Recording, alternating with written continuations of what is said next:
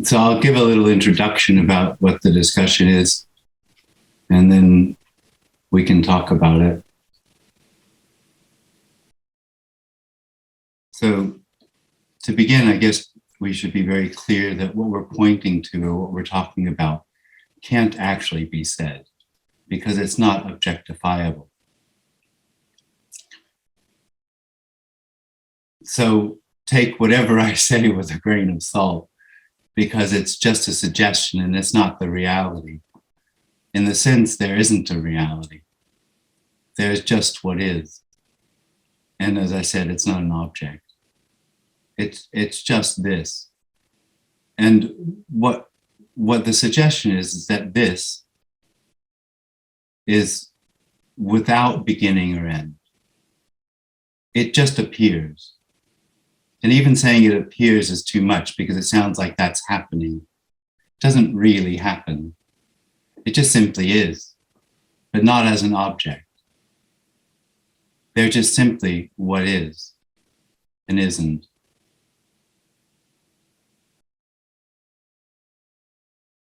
And this can and does appear as anything. It can appear as faster than light. It can appear as a personal experience. And that's actually kind of what we're talking about. This conversation can clarify, can make clear that the experience of I am, the experience of knowing what this is an illusion. And that illusion has certain qualities to it. One of the basic qualities is that knowing what this is gives rise to the experience that there's something else, that there's something hidden, that the appearance is part of something which I experience as my life. And my life then has, or seems to have, meaning, purpose, and intention. So the appearance is no longer, or what is no longer just simply happening, but it's happening in relation to me. And that relationship has with it the quality that something needs to happen. It might be that what's being spoken about here seems to be something that could be found, or equally could be lost, and that there's a need intrinsic in it to find something, which is really the treadmill of me, the experience that something needs to be found. That the appearance in and of itself, what's happening, is somehow missing something. And it's up to the individual, the separate experience, to find it.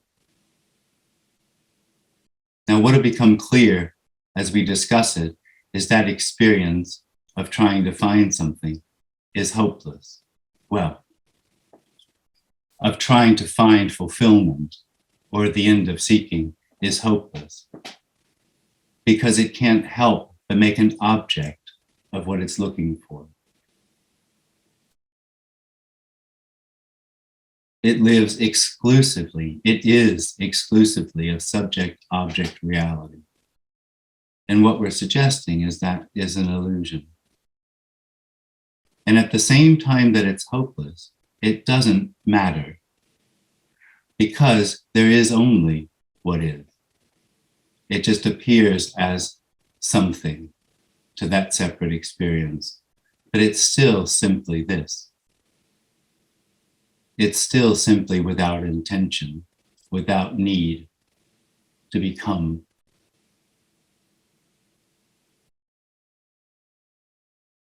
So we might talk about the end of that experience of needing or becoming, But as this isn't really happening, it isn't really objectifiable, the end of that becoming doesn't really happen. It just reveals that nothing really ever happens. That all there is what is, and it's already unspeakably what it is. It just doesn't need to be defined.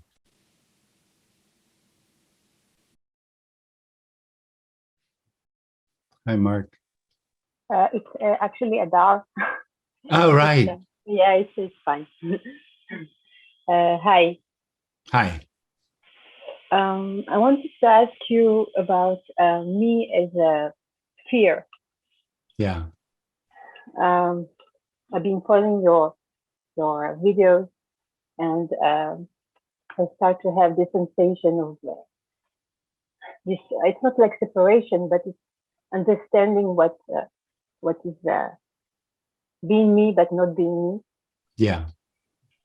And recently, I just like it's like a feeling of like pure fear as existence. Yeah. So I just want to understand what is this I as just as fear.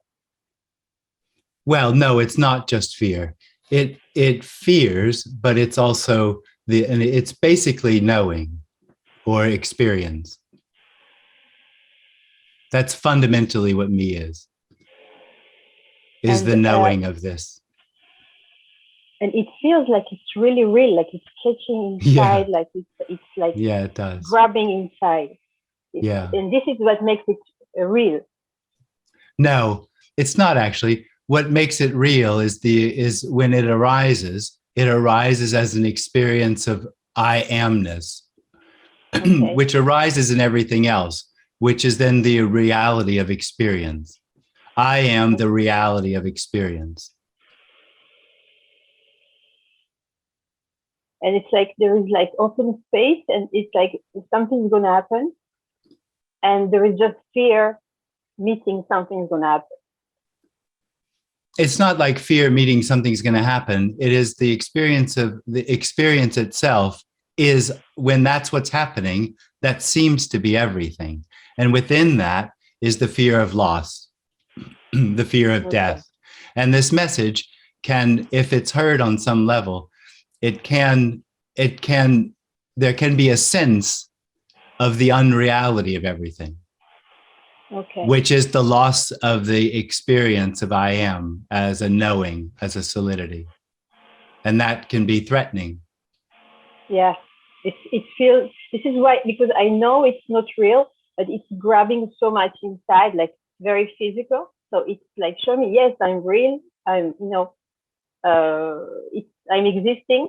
And so this doesn't know me is not real. There just is no me. Okay. So what is it exactly, this contraction, It's the fear of loss of control. Okay. And it's like alive, it's like liveness, it's something? In the experience of separation, the sense of lost control is something. Okay. So just let it be, like it's just existing as you can't. You can't let that go. You can't let, okay. No. So it comes and goes, like it's like coming, going. Yeah, it probably will. Yeah, it probably does. Okay, because sometimes it just, everything feels like open, there is no boundaries. And sometimes it just like, everything closes like. Yeah. Especially when there's that openness, then that is very threatening if there's still a me there. And so it will come back sometimes even stronger and go, oh dear. Yeah. Yeah. And then it's very strange because it was so open, and then it goes so, so it's sometimes it's scary and just like, okay, I'll just let it be. Well, you can't, but. I can, I can't. Yeah, no. I feel it. This is why it's strange, because I feel it. Yeah. So, like something is happening, and then you feel it and you don't know where to grab it. It's just there. That's right. Yeah. You don't know what to do. Yeah. Yeah. So it's like So that's just like that. Yeah. Okay. Okay. Apparently. Yeah. It almost feels like you're gonna die. It's almost like that. Like you like. But that's exactly what's happening. It's dying. Yeah. Yeah. And that's, when that's what's happening, it truly feels like death. And when it's gone, nothing happened. It wasn't a big deal. It's not worth mentioning. Exactly. But then there is the mental, like the I think like, oh, maybe it's gonna happen again. This is like the fear, the double fear comes. Yeah. Yeah. Okay. That's what it's like. Yeah. Okay. Thank you. Thank you.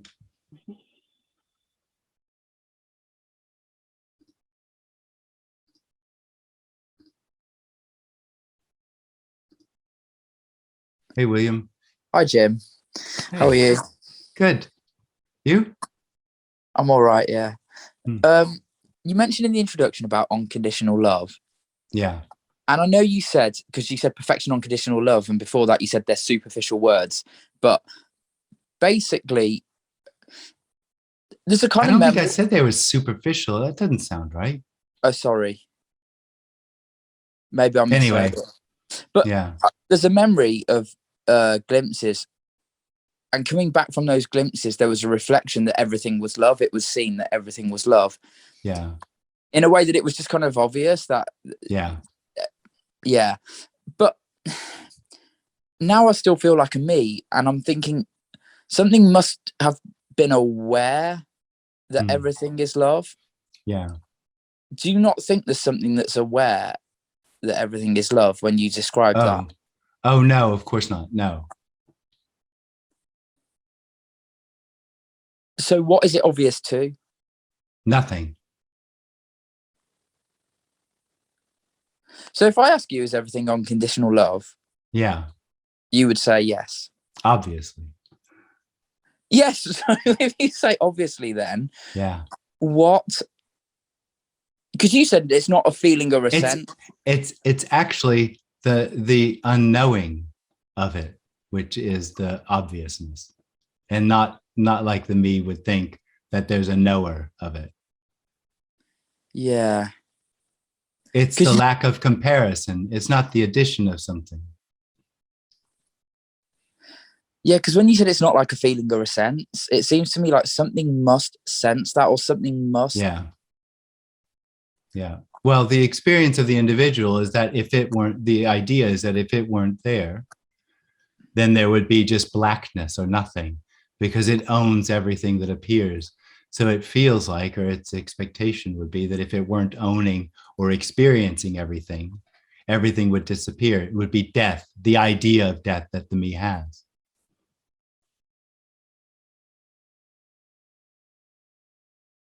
It's just so frustrating that you can't actually know what this is that's being spoken about. Oh, yeah. Well, yeah. If wanting to know what this is very frustrating. Yeah. Yeah, because it's hopeless.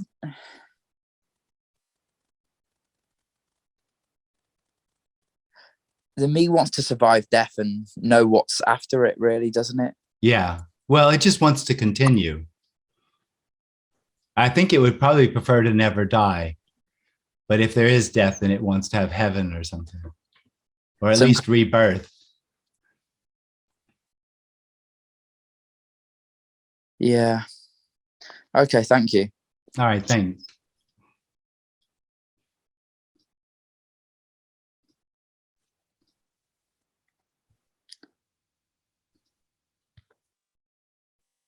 Hello.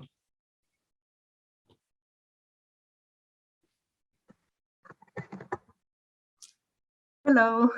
Hello. You said there's just being and not without any reason. Yeah, this is just what it is for no reason. Yeah. And I'm confronted with a kind of fear to come out, this yeah. there comes always this thing, I can only come out when I have something to say. Mm. And this has to be something special or with a meaning, yeah. Otherwise, yeah, self-consciousness. Yeah. Yeah, and to come out just like this is, yeah, this is really something very difficult for me to yeah. I see there is sitting something, and Yeah. And I want to be alive and spontaneous, you know, but but there is only alive spontaneousness. That's all there is. Yeah, but my experience was always that I was not right with that. Oh, I know. Well, the me is always in the situation of not being right. Yeah.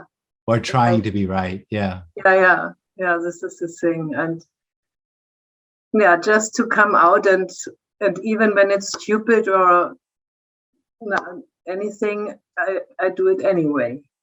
Well, you don't. Oh, so I don't. Yeah, sure. No. What a relief. Yeah, totally. Yeah, this is the thing. I don't do it. Yeah. No, it's not that you don't do it. It's that there's no you. It's no you. Yeah. There's just no you. Yeah. Yeah. You are the experience of owning what's happening. That's the illusion. No, there's nothing to own. But this being comes out. The being, there isn't a being. There isn't a separate being that comes out. There is only spontaneousness or freedom. Yeah, absolutely. Yeah. Okay. Great.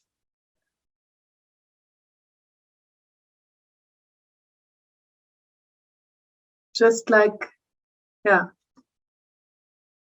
Yeah. Just like, yeah.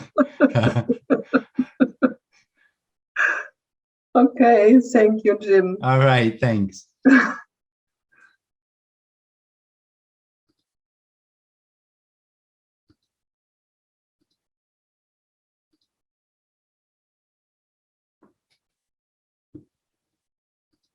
Hello, Patrick. Hi, thank you. Hi. So I just I was introduced to your name this week, and unfortunately I haven't read. I've watched a few of the videos with Sam Harris, so I'm a student of Advaita, and so I'm of what? Advaita. Okay. Just trying to unpack what it is that you're saying relative to the constructs that I have now. Yeah. What you came from an Advaitic background? Is this so what we're talking about here has no relationship to Advaita-Vedanta. Okay. Other than the word Advaita. But we skip the word Vedanta. Okay.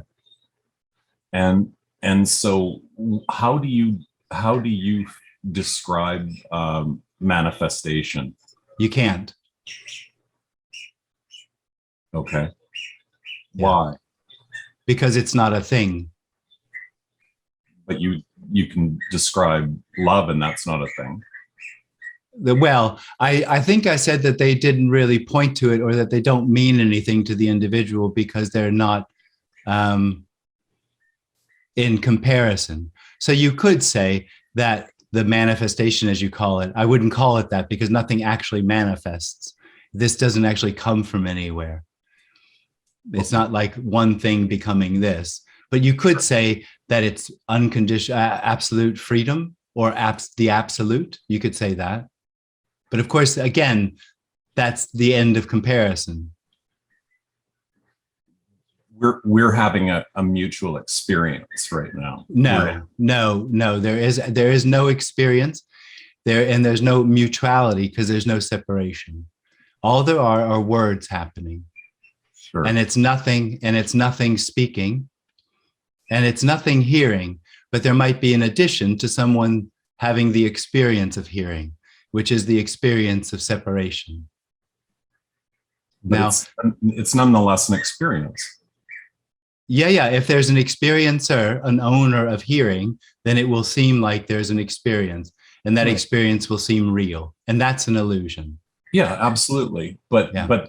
you're not denying the experience you're having right now, because you're Absolutely. Oh, absolutely. I'm not denying it. There just isn't an experiencer, so there's no experience. But what are you experiencing right now? There isn't anyone here.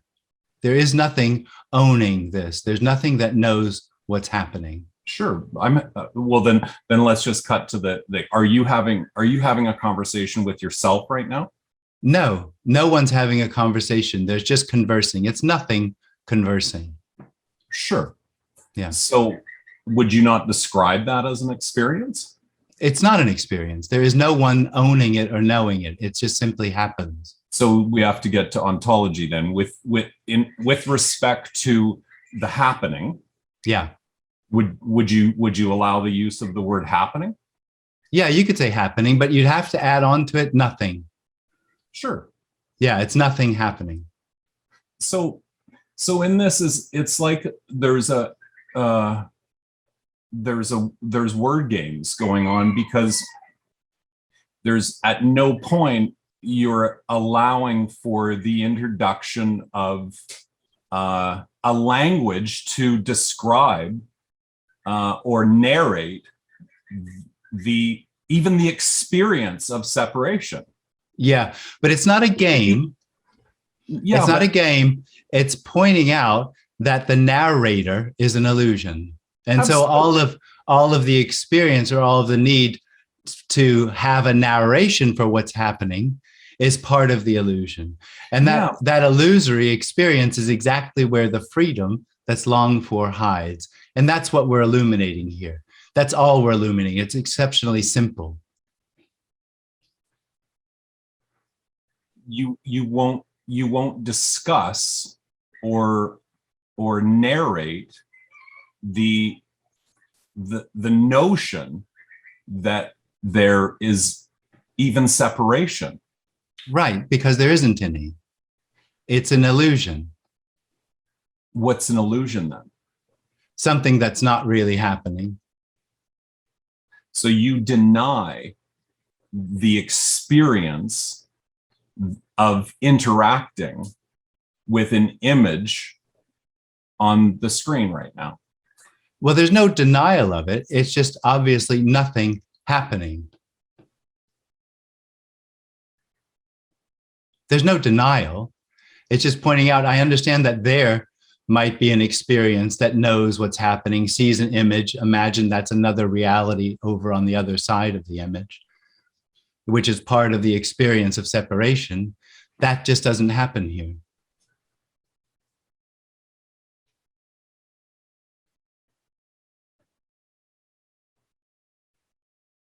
I raised my hand. Well, you didn't. You raised your hand. No, the hands are raised. No one does it.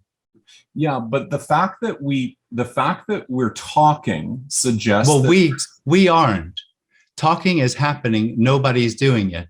There might be the experience of an owner of talking, and that will be the experience of separation. What if I said that I accept that I recognize the mythology of the I, and that I recognize the mythology that talking is occurring, so to speak, but there is a happening.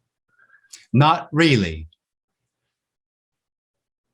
Maybe if I explain it as saying there is no time, so the appearance of talking isn't actually happening in time. If we put aside the notion or the mythology of time, it's not mythology. It is time. Time is a belief, and for the individual, the experience is real. It's not a mythology. And Well, when that experience stops happening, it's seen to have never happened. And that's what this message is pointing out, that it's simply illusory. It's not a myth. It's not a belief or an idea. It's an experience. what's the difference between an illusion and a mythology? Well, a mythology tries to point to something else. It says that there's a story which points to a hidden meaning of some sort. Mm-hmm. A myth that sort of it tries to explain. That's how I understand it. Right. Okay, thank you. All right, thanks.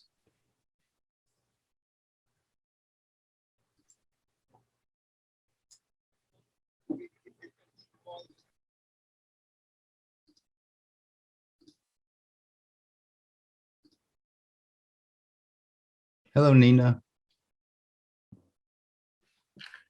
Hi, Jim. How are you? Hi. Good. Hi. How are you? Yeah, nice. It was a pleasure to meet you at Asheville. Yeah, Long that's time right. ago. Yeah. So that was really fun time. Really enjoyed it. A lot of openings happen, and you know how this start breaking up. You know the structure. And really, really was very, very deep. You know, it just started loosening up. You know, all the belief systems, and you know, I mean, they are still there, heading somewhere. Maybe I don't know. Who knows? But it really loosen up. I feel the weight, you know, left head. So what I want to ask you, in one of your talks, you mentioned that that secret, I mean, this message it's been forever, but was hidden for some reason. Yeah. I don't know if I would say that. In the uncompromising nature in which it's being shared now, I don't know that you do find a lot of it.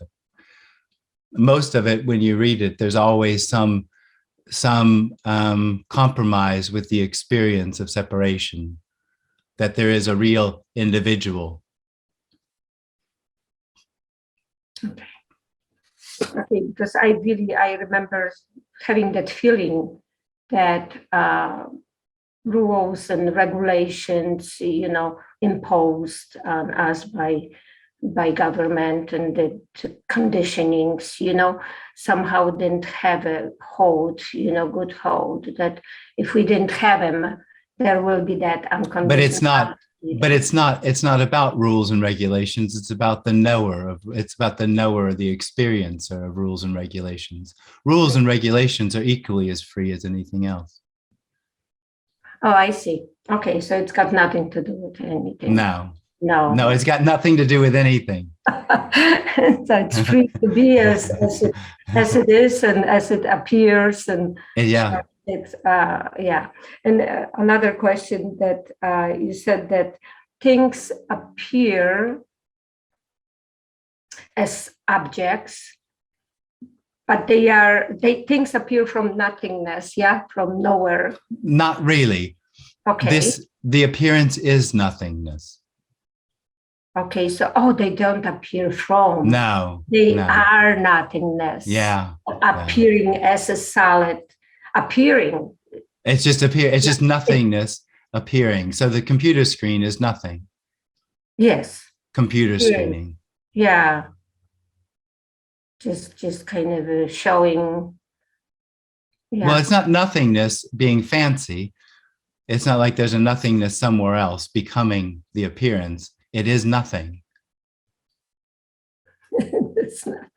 Because no. No, exactly. because let me because. No, there's no because. I thought that was the joke. Yeah, I know, but no, what's the other word?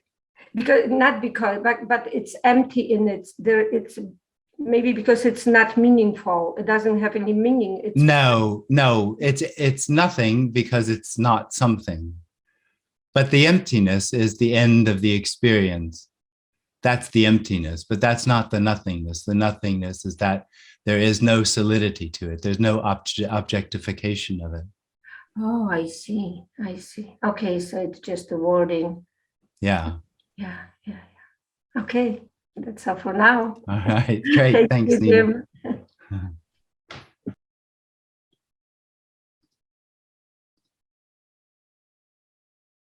Hey, Henk. Or Henk. Hi, Jim. Hi. Coming from about 10 years or even more, I guess, dealing with the Advaita-Vedanta as just spoken about. Yeah. I came across this message, and it really struck me. And the sentence that struck me most was, knowing is separation. Yeah. And this is so much different from the Advaita approach, which says it all leads to knowing or consciousness. Yeah, or whatever. that's right. Yeah. Well, that's what Vedanta means, isn't it? Knowing. The knowing of not two, I think Advaita-Vedanta means. Oh, that could be. Oh, okay. So this really, it resonates, of course, but it also leaves me with a sense of fascination and, of course, confusion, and the remaining I, of course, is still making comparisons with the Advaita teaching. So yeah. I've written down some questions, and Great. Can I fire away? Yeah, go. Okay. Well, it seems obvious, but the classic Advaita question, who am I or what am I? I guess you would call this, according to this message, a very misleading one, wouldn't you? Well, it's all that the I has for itself. I mean, misleading. It just, the I can't do anything but look for something. And so in an effort to find knowing, the knowing that needs no knowing, it just reflects on itself, hoping for that to be a solution. But only the question itself, what am I or who am I? Yeah. Is probably misleading from the start already, or not? Well, it takes an illusion to be real.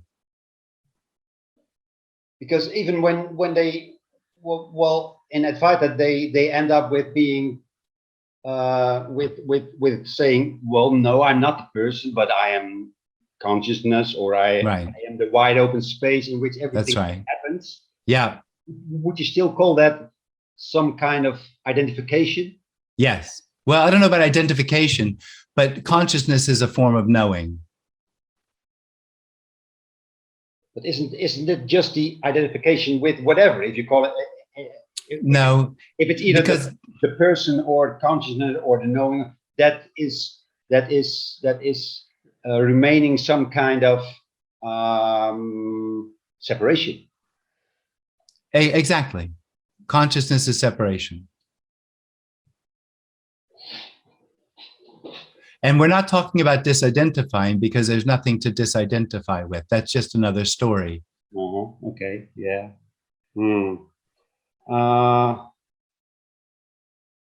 So well, that answers, I guess, also the so-called natty approach. I guess you're familiar with that. Yeah.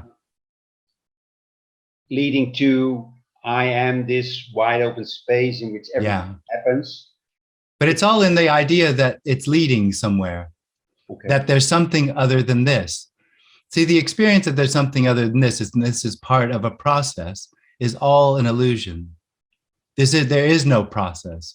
That only happens in the dream of separation, the process. The end of the process is the revelation that there never was a process, that this isn't becoming. It has no intention. All right. Yeah. This is it, you say? This is it? Nothing appearing as everything. Yeah. Well, the everything is pretty clear to me. The nothing, the nothing needs some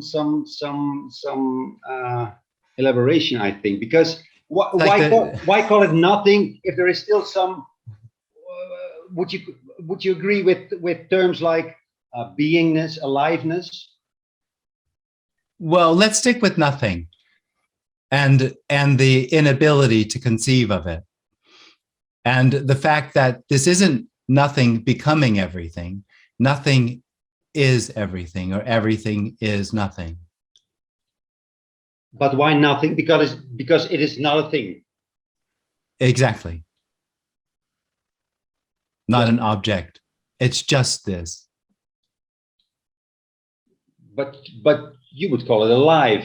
You would call it. You could call it aliveness, yeah. You could call it anything, really. At one point, we're just playing with words, but words aren't, just useless. But you prefer nothingness above aliveness, I guess. Well, the thing is that it's not so easy to mind fuck with nothing. You run right into the wall. With aliveness or beingness or any of these other things, you seem to be able to objectify it. Nothing is not easy to objectify. Okay. Thank you. Although I do call it aliveness. I know you do. Okay. Yeah. I like that one better, but it's okay. Yeah.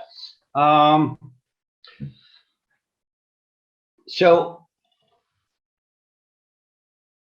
all what is just happening. Yeah. Not knowing. There is just, well, and then again, when you move from there, there is just sound, not hearing. There is just an image, not seeing. There isn't even perceiving, right? There's just seeing. Well, the brain perceives. We're not talking about trying to find the edge of objectification and realizing not objectification. It has to do with the owner of hearing. So hearing happens. It just doesn't happen for anyone. Okay. And what's happening is simultaneously nothing. So this appearance isn't coming from anywhere. It's everything. This is everything. It's timelessly everything. But hearing and seeing and is still going on. I mean, Apparently, seemingly.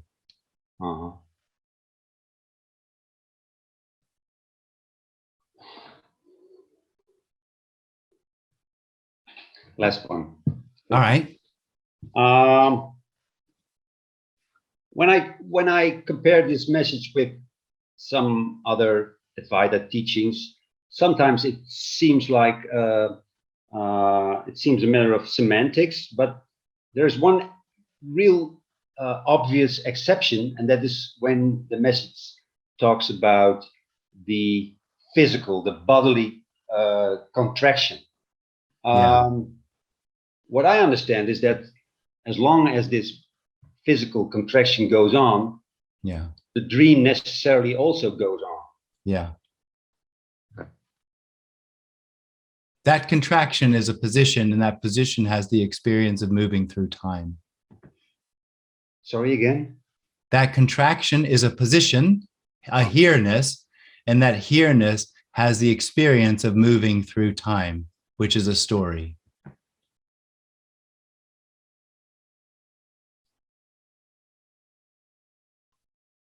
Yeah. I mean, in the introduction, you said everything is perfection, even this. Yeah. It sounds a bit disappointing, though. Yeah, it would do. Yeah. Yeah, there's nothing for you. No, but I can even, well, there is nothing to be done about this physical contraction. No, well, there's nothing to be done about anything. Actually, in the end, the experience that something has to happen is where this as freedom hides. The experience that something needs to happen for this to be free. The experience that something needs to happen comes out of the experience that something is happening. It's already nothing happening. There is no path to what is already. Okay. I'll let it sink in. Thank you very much. All right. Thanks, Hank.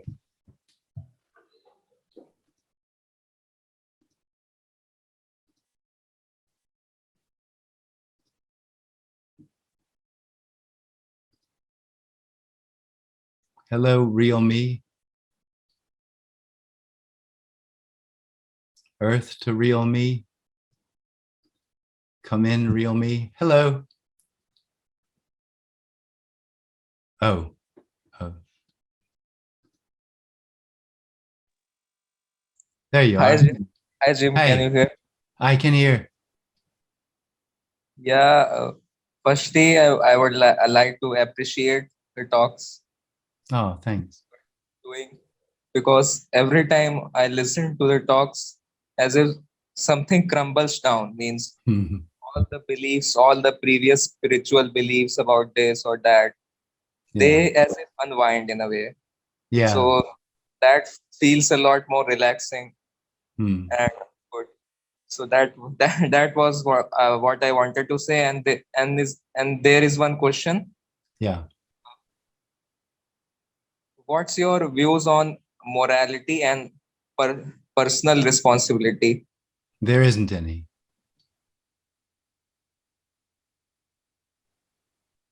Yeah, because there is no one to have. That's Uh, right. That's just part of the story of me.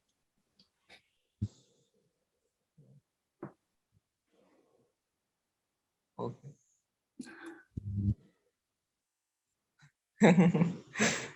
Yeah. And But what about free will and the choice? well, there's apparent choice. There isn't really a brain, but you could say the brain does it. But there isn't anyone that chooses. That's just part of the dream. That there's a center that's in control of what's happening. Okay, thank you, Jim. All right, thanks.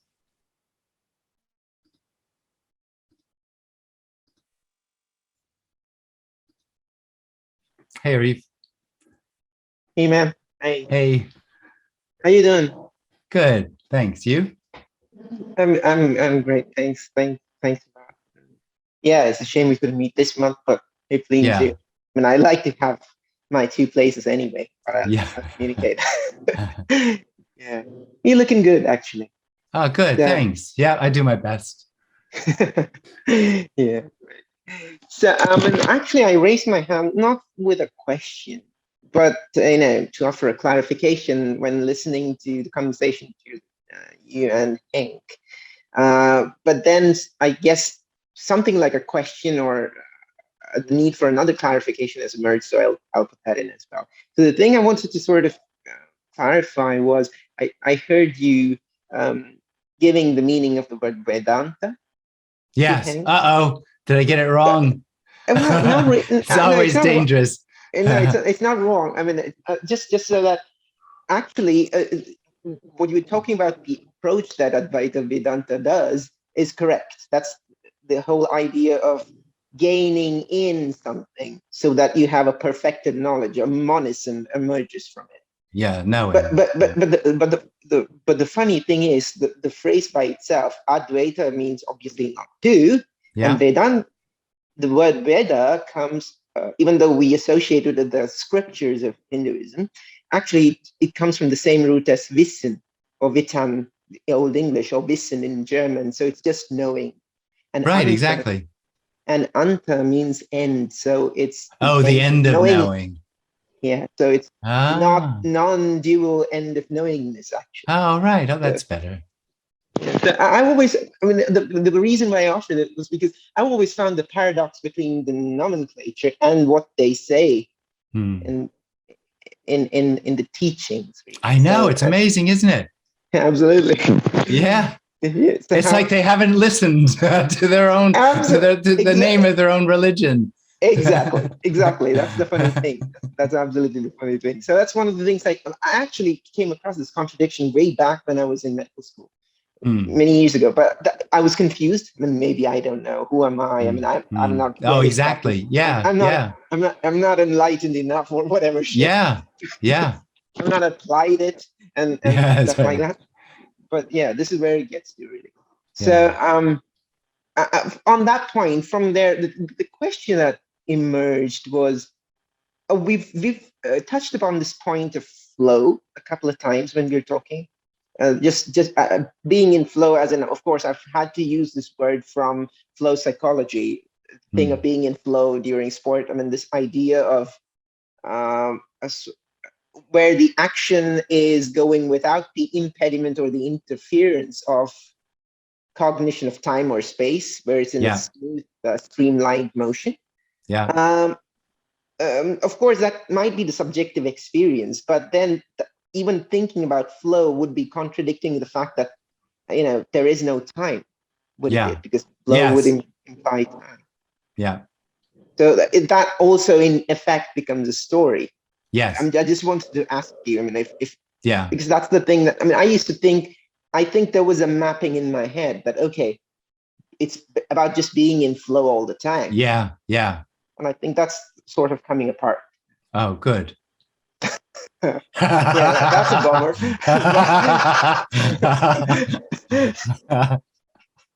Yeah. But we take no prisoners. No prisoners, absolutely. This is brutal. Yeah. But pleasantly so, I can say. No. So, and then the question is, so, this is the real question. So we've broken down this idea of flow because there's the idea of time is a belief, as you've clarified. Yeah. Wow. So then, I guess it's the question that emerges then is, so if that's not there, then this belief or illusion of there being a time, this point, that wouldn't that also be the nothing, not the nothing believing, and it's just that that's also just something that arises. That's why there's no intention, and and even in this meeting, there's no intention to get rid of or change the experience of I am. It just points out that it's in a predicament of trying to find what is already. But if that is so, you do mention the brain, like that they're being cognitive. But that's just a story. No, you've never experienced or seen your brain. That's true. So there might not be one. But anyway, as an explanation, we can talk about the brain, but it's a limited, because all explanations are limited. When you're saying that, I mean, the image that I have is, of course, I've not seen my brain is a fact, but maybe because I'm a medic, I've seen others' brains being cut off. And okay, so there's an assumption that that's happening here as well. That thing, that mass flesh. Okay, that's coming from there. So that's also, so it's all. It's a functional description. It helps talk about these things, about how choice is made in the brain, but there's no one that chooses. But in the end, it's just a description. It's just an explanation. So it's actually falling apart of all semantic connections to any form of imagery, and it's a falling apart of all connections. This is timeless. It's unconnected. It's completely free. Yeah, but what I meant when I said semantic is because it's this in the sense of memories, or the sense of having pictures or imagination, which constructs what apparently reality is. Has a lot to do, or that sense seems to have a lot to do with how language is formed, or because frankly I don't remember clearly. But in the end, this has no explanation, has no reason. Yeah, totally. There is no reason. All the other mechanisms are just reason creations. Totally. Nice. What a beautiful catastrophe. Thank you very much. Thanks, Uri. Thank you. Take care, man. See you in June. You too. Yeah, great.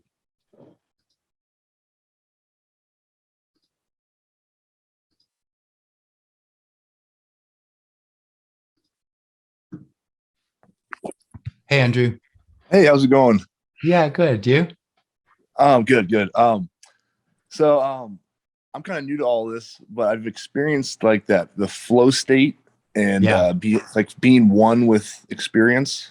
Yeah. And I can like feel it. It's like a peaceful feeling that I feel. And there's like a clarity. And when I'm in that state, I feel like there's no way I can leave this because it's so clear and obvious. Yeah. And then sometimes it goes away. Yeah. And then I understand it intellectually when I'm out of that state and that mindset, and I can't get back into it. And it's really frustrating. And I was wondering what you had to say about that. That's what seems to happen.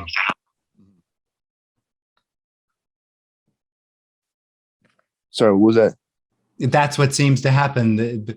There seems to be a period of there being an experiencer and then no experiencer, and then an experiencer and no experiencer. And then at some point, it might be that there's just no experiencer anymore.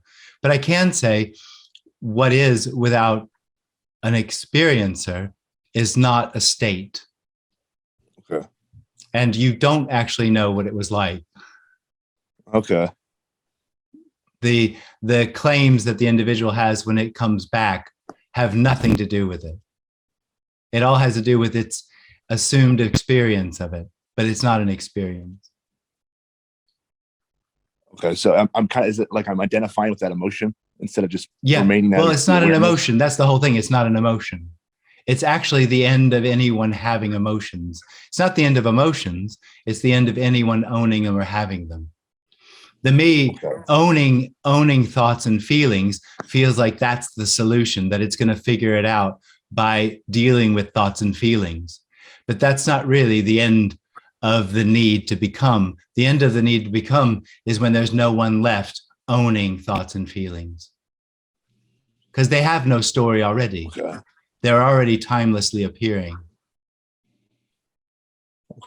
Is there something like I can do right now Yeah, if you could tell me what you could do to sit on a couch, what more you could do to sit on a couch, then I'll tell you what more you could do for this to be what is already. The difficulty is this is what's longed for already. It's the additional experience that it's happening to someone that makes it seem like it's not. And all efforts come out of the illusion of that additional experience, the experiencer. So there isn't anyone to do anything, and there isn't anything to be done, because this is everything, or this is freedom already. Okay. All right. Thank you. All right, thanks.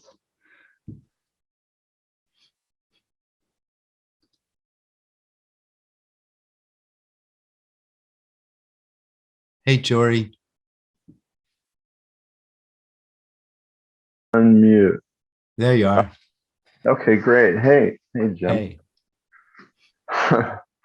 Yeah, so I think what I've been thinking about in terms of all of this stuff lately is about how things seem to be separated into chaos or order, and that there's like this insatiable longing to make order when things seem disturbing or not as I expected or not as I wanted. And so I realized that this self thing, it can't do otherwise. That's right. It's like it chaos, or what, you know, it is defining and formulating as chaos, is unacceptable to this selfing thing. Yeah. And so I just try to say, okay, you know, I have no clue what is going to happen in the next moment. And, you know, any fantasy of what is going to happen in the next moment is a fantasy of what's going to happen in the next moment. Yeah. And so I'm just like,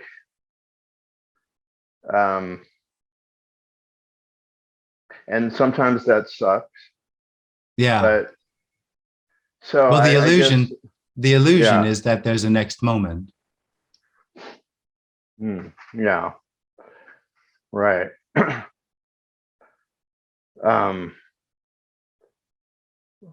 Well, that's, yeah. Huh. Okay. Yeah. That kind of stops you in your tracks, doesn't it? Yeah, it does a bit. Yeah. Yeah. I mean, like over there, like from, from your point of view, not that, whatever. Yeah, I got it.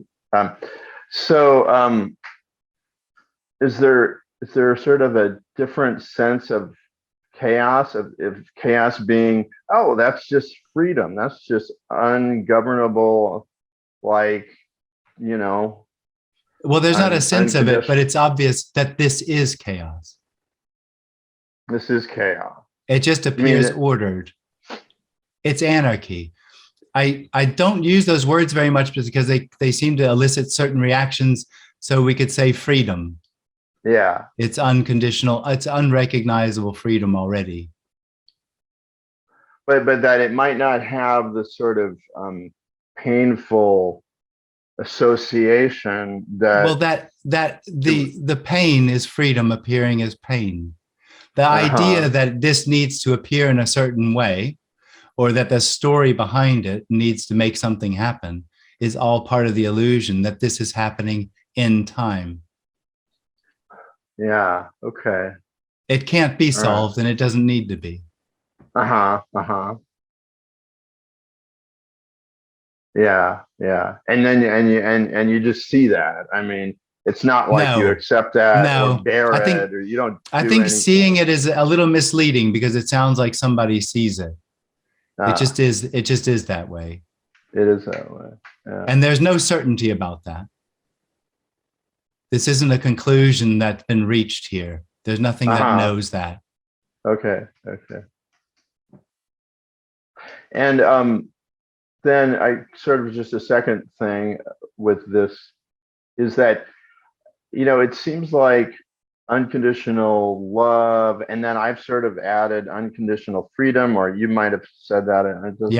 Yeah. All these words like that are sweeping words, love is a sweeping word. Yeah. And unconditional love. Yeah.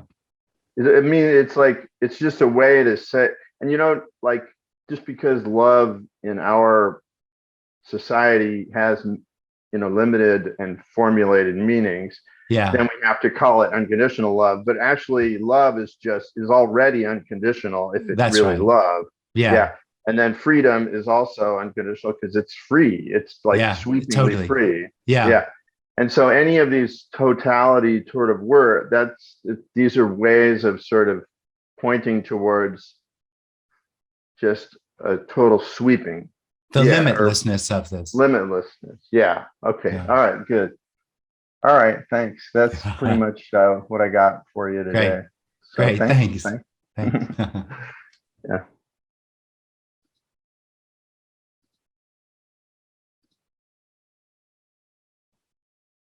Patrick. Hi. Thank you. Yeah. So I'm trying to construct a sentence that is answerable. And so in what sense do you acknowledge the objects in the room that you're sitting? There aren't any. There isn't anybody experiencing objects. So when you retreat from the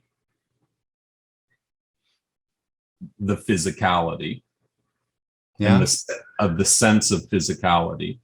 Yeah. That's not what we're talking about, a retreat from physicality. There's still appearance. It's just not there. There's just no one seeing it. But that's what I started with. When I asked about appearance, you wouldn't acknowledge appearance. And of course. I just said it was nothing. no thing. No, nothing. Nothing, again, is something you can sort of think about, like trying not to objectify something. No thing seems to me less, like I said before, mind fuckable. So it's just nothing to hold on to. Well, yeah, but nothing to hold on to is different than an experience. Oh, okay. I'm saying the same thing. For me, it's the same thing. Nothing to hold on to and no one to hold on to it. That's the same thing. So I'm having the experience of Jim Newman. Right. That might be illusory. Yeah. But nonetheless, still it remains an experience. That's Why? right. Is that false? Well, it's illusory. It's not false in the sense of being wrong, but what might happen is when that experience ends, it's quite surprising that it's not the end of a story. It's the end of there ever having been a story.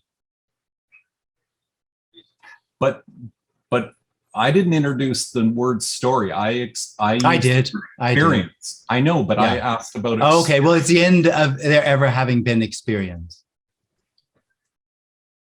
But that suggests that there was an experience. If you're saying there was an end. No, I'm saying that there never was experience. It was only an experience. The separate experience is only true in the illusion to itself. That's the only reality it has. When it ends, there's nothing left that ever had that reality. So it never actually happened. What would you And describe? so, yeah. What would you describe? What would you describe the moment? This Conversation. Yeah, I mean, if you could use that word. It's just simply what it is. You can't objectify it because there isn't any object, but you could just say it's simply as it is, and it's nothing being this. So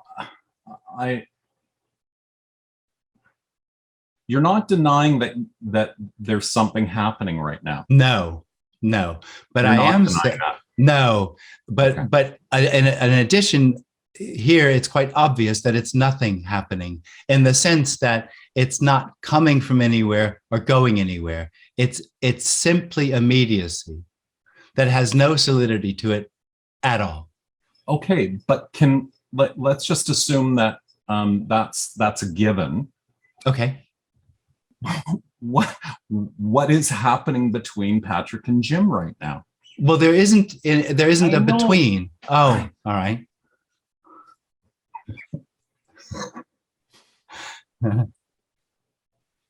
I think one of the videos I saw with Sam was wrestling, and it's this sense that that there's a place that he was trying to get to in order to have a conversation with you, and I feel like I'm having that same wrestle right now. Yeah. It's not a conversational message because it constantly pulls the rug out from underneath the fixed experience.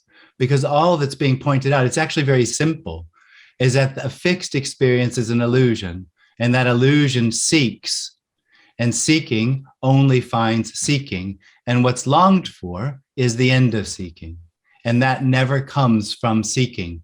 And so all seeking experience, all objectification is just completely by the message, not with any intention, but just because of the obviousness that this is nothing happening, the rug is just pulled out from underneath it. So it doesn't go anywhere. The conversation isn't a normal conversation of a teaching where there would be movements from one position to the next. It just constantly points out that the need for something to happen is illusory. This is already free. Okay, so it's really quite beautiful, but I'm still, I want to understand the notion that I have that that somebody named Jim buttoned a black shirt today. Okay, but Jim didn't. It just happened. Just like Jim isn't talking. This is nothing talking, and nobody's listening. There's just hearing. It's all already empty. It's nothing being this. There's just nowhere to go with it.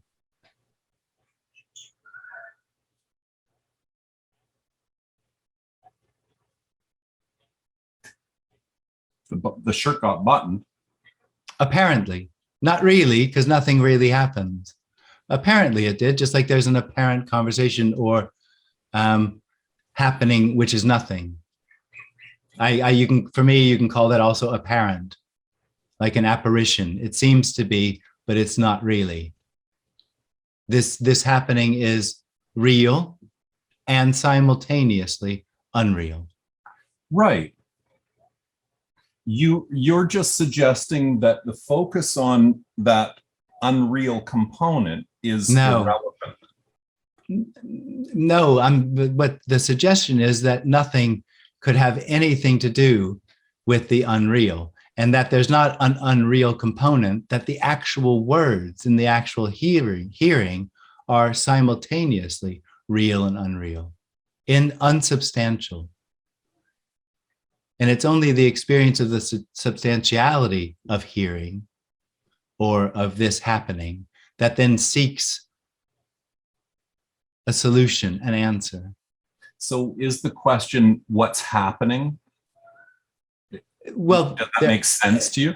All the questions, I understand all the questions, but what we're talking about doesn't have anything to do with an answer.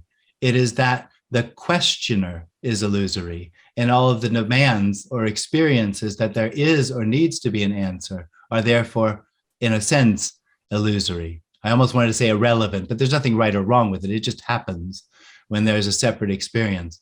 But the experiencer is the illusion, so there are no answers. This didn't find an answer. But this doesn't know. This doesn't, what we're talking about doesn't come from knowing. It's nothing. It's just buttoned nothing. up shirt. But it's nothing buttoned up shirting. Sure. Yeah. I'm with you completely. All but in order to discuss something with buttons on it, we just call it a shirt. And yeah. And there's no need to call it anything else. That only arises when there's an experience of separation that wants an explanation of how it happened. Right. How it really happened. Okay. I'll let others. You're all right. I thought. Okay, cool, great. I didn't know what the thing was. This is my first time, so I. Yeah, no, you'll get the bill later. I did send it, depending on how well this goes. I'll work harder. So, no, when I said it really was quite beautiful. I meant that was my experience of that. Yeah. But I'm trying to get into a flow of being able to have a conversation so that it's understandable and I relevant. think it is. I think it is. It'll never be relevant, but I think it is understandable. It's not relevant because it's not applicable, because there's not. This is already free. That's the trouble for the experience of separation that looks for freedom. Absolutely. So, but in a way, that's the end of the conversation, isn't it? Right, and that's why it kind of gets to the point is that for me at least, there's the sense of me, and therefore there is a need for conversation. Totally. And at least, and here it'll be frustrated. Right, and so I'm still kind of grappling with the notion that there's a denial of the experience of. There isn't a denial. This acknowledges there's an experience and an experiencer. It happens to be completely illusory. It has certain dream effects. Sure, beautiful. In that experience. Yeah. But when that experience ends, if it does, it never happened. It has absolutely no reality whatsoever, except to itself. Okay, so that's lovely, but let's just suggest. No, I mean that. So so when you don't, you're going to interrupt and say there's no you, but Anyway. Good. Thank you. It's exactly what I wanted to do. Yeah, I know you did. So there's a sense that if I withdraw from the experience of the world around me, I get to a place that you might share, and that there is I sense a presence. There is something beyond Patrick's physicality and the objects in the room and so on, that whatever that is, I'm having an experience that there is just a presence. Yeah, and that's not what we're talking about here. Why? Because presence is part of the dream, part of the experience. It's another experience. Ah, that's interesting. What we're not, I'm saying that we're not talking about withdrawing from the world. I'm saying there is no world. Okay. We're not talking about separation or detachment. We're talking about that the experience that there's one who could separate or detach is just an experience looking for a better experience. And that experience is an illusion. Do you also share a sense of a presence? No. Nothing. And it's not that I don't exactly. This is just nothing. But what's that sense? You're saying that's also can't say a word about it. You can't say a word about it. You can't say a word about it. It's completely unspeakable. I mean, right. That's why we come up with all these words like I can't remember who said it before, but unconditional joy, unconditional love, unconditional freedom, because what's being suggested is that this can't be contained in a word or an idea or a feeling or a thought, that it is all of that, limitlessly, timelessly. And so this is that. But what is the sense of that presence? How do you describe that? You can't. There isn't anyone here to describe it. What is that? Exactly. You can't know. It's unknowing. But you know what I'm talking about. No. I mean, you won't acknowledge. You won't acknowledge that I have a sense of. I won't call it the I, but I. Yeah. But I have a sense that there is a presence of some kind beyond physicality. Yeah. This isn't beyond physicality. It's not some sort of detachment. It's actually the other way around. It's not a separating from anything. The separation is actually experience. It is the complete dissolution of separation. So there is only what is. And in that sense, can't be objectified or known. It's simply nothing happening. It's not that I become something, it's that the separation is the experience of I am. That's separation. No matter in what level of disillusion one finds himself with I am, the I am or consciousness is the experience of separation. This is the end of separation, the end of experience. Why did you use the word consciousness? That's often what's talked about I think, we talked about Sam Harris. I think in that conversation, consciousness comes up. It's just something very common in spiritual terms, in spiritual things. And when you say presence, for me, it's sort of a similar thing to all there is consciousness, or all there is awareness. What is that experience then of that self, or that presence, or that consciousness then?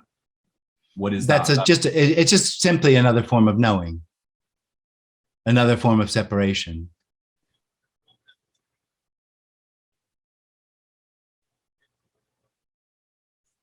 What's the light behind you? A lamp? Is that what you mean? Yeah, what is that? What is that? A lamp.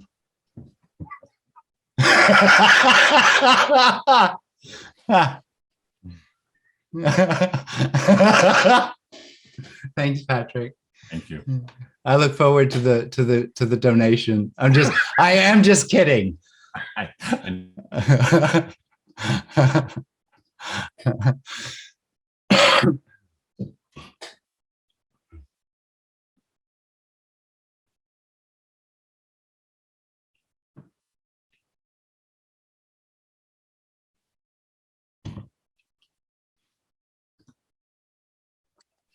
Hi, Jim. Hey, William. Before, when I was just listening now, I really wanted to start having a go, not at you, but just in general. But listening to this, it almost scrambles the mind, so I can't even put an argument together now. Yeah. And it's kind of like, well, what the fuck is going on? Yeah, nothing. So the person lives in a reality that isn't actually happening. Yeah, totally. And the contraction makes that seem completely real. Yeah. And this message kind of undoes that somehow. It can do.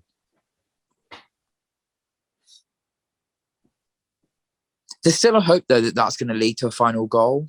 Yeah. Yeah. And even if I say the goal I want is to not be here, that's just me projecting having a good experience. Well, you're not here already. So how could it be a goal? The whole idea of a goal is just part of the dream. Well, the idea of a goal is to get somewhere better or more desirable. That's yeah. And all there is what is. But the thing is, when you say I'm not here already, the experience of being here already is a contraction, and it causes all kinds of suffering and whatever else. So it's true there, or it's real there, but it has no reality outside of that.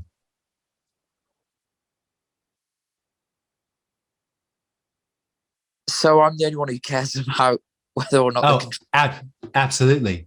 Because when that contraction falls away, there are no contractions. There are no me's. That's the only me.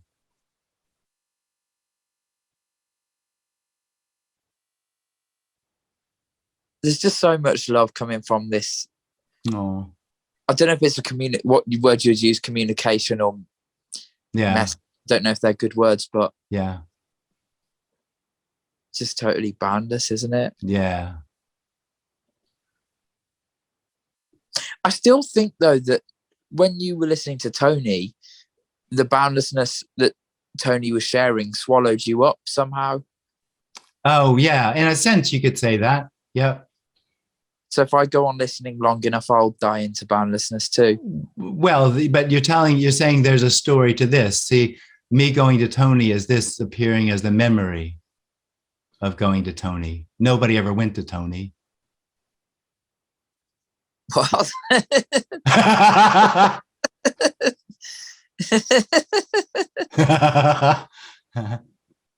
yeah, but okay. I don't have proof you went to Tony because I don't have videos of meetings of Tony that show you listening. But there is one. There is one on the internet. You could find me in the audience. I've been told. Well, I've seen one where he refers to you, but I haven't seen your face. Yeah, but that's still what is. No, but the thing is, there are videos of other things that have happened, like you giving talks. And that's what is. This is truly timeless. This has absolutely no past in it at all. It has no story to it at all. It's immediacy appearing for absolutely no reason, unconditioned, just happening. You can draw absolutely no conclusions about it at all. That's just the dream. So the loosening of this tension, because when it's very, very contracted, I think I want to release from the tension, but the me is that tension. Yeah, totally, yeah. And that's why you said the me's what's really longed for is the end of the need to seek or something, because the me doesn't want it, but really what's being looked for is complete absence. Yeah. Why would that be longed for, though? Because it's the end of that experience of separation, which has a sense of dissatisfaction.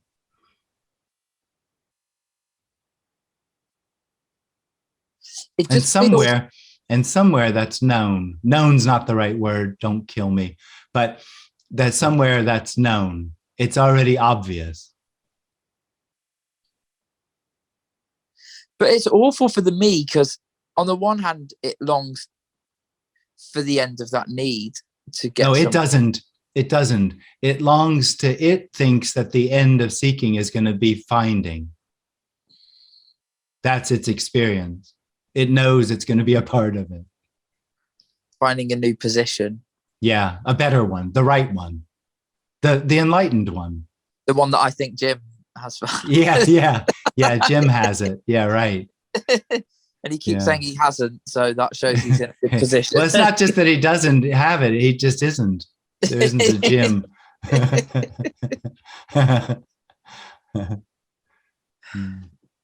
The questioning doesn't get me anywhere. Well, there isn't anywhere to go, man. This is it. So it doesn't keep anything from happening either. There already isn't anything happening. So it's irrelevant. It makes no difference. It's just what happens, apparently. I think I'm going around in a circle, but nothing's actually happening. There's no That's right. Yeah. No. But that experience, if that's the experience, and that's the experience. This isn't denying that's the reality there, but that's an illusion.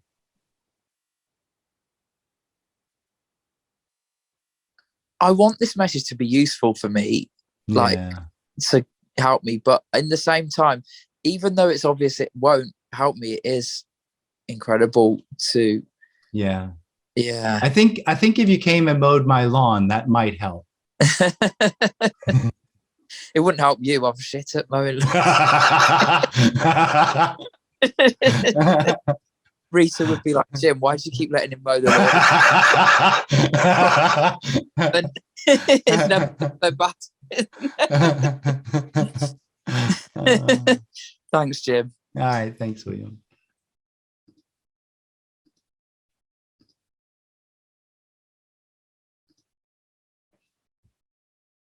You're up, Nina. Okay, so I just kind of realize or acknowledge that the me, the seeker, the experiencer is totally mechanical. Yeah. Is it totally like just like a machine running? It's a function. It's a function, but it uses everything. Yeah. Well, it owns everything. Soon as it says, here I am. Yeah, everything belongs to me. Yeah, everything is mine and I deserve it or I don't deserve it. Well, whatever. Yeah, whatever. I mean, it just, unlimited, limitedness. So I just like kind of, it's mechanical. It's just so robot-like, Yeah. But it uses feelings to kind of appear as real. No. It is the experience that I am real, which arises in everything at the same time. Oh, I see. Okay, so it's not using it to appear as real. No. Everything becomes real, and it does have the part of its experience is that if it figures out or tinkers enough with thoughts and feelings, that it will find a solution. I see. Okay, very good. Okay, so it's not okay, but it's still mechanical. That's how I just kind of like, wow, this is robot, useless kind of. Well, you could, I don't know, mechanical somehow doesn't sit quite right, but there isn't any free will. So it's like you said, it's like a straitjacket. Yeah. It's tight and so Yeah, it's constricted. Yeah. Constricted very much. Okay. Thank you so much. Thank you. Thank you.